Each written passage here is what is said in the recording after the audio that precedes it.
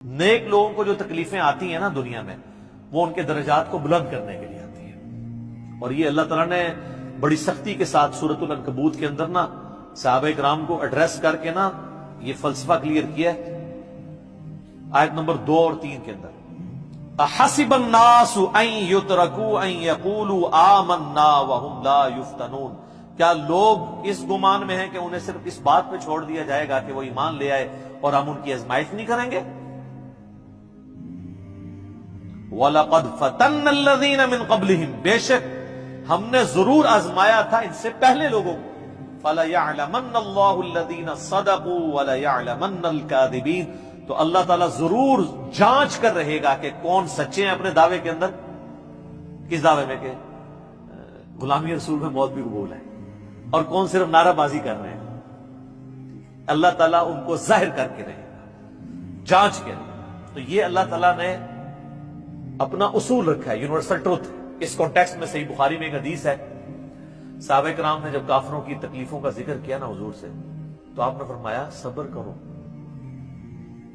اللہ کی قسم تم سے اگلے لوگوں کو زمین میں گاڑا جاتا تھا، سر کی مانگ پہ آرا رکھا جاتا تھا اور کہا جاتا تھا کہ اسلام چھوڑ دو، اور وہیں ان کے 2 ٹکڑے کر دیے جاتے تھے، وہ اپنے دین پہ قائم رہتے تھے. لوہے کی کنگیاں ان کے گوشتوں پہ پھیری جاتی تھی، حتیٰ کہ ہڈی تک پہنچ جاتی تھی، تب بھی وہ اپنے دین پر ثابت قدم رہے. تو نبی الاسلام نے اپنے صحابہ کو اگلے لوگوں کی یہ تکلیف گنوائی. تو اب وہ جو اتنی تکلیفیں کاٹتے رہے ہیں، وہ کوئی مکافات عمل نہیں ان کے لیے ہوا، آزمائش تو ہوئی ہے نا جی. تو نیک اور برے لوگوں کے اعتبار سے ڈیفرنٹ ہے، یہ ذہن میں رکھیے گا.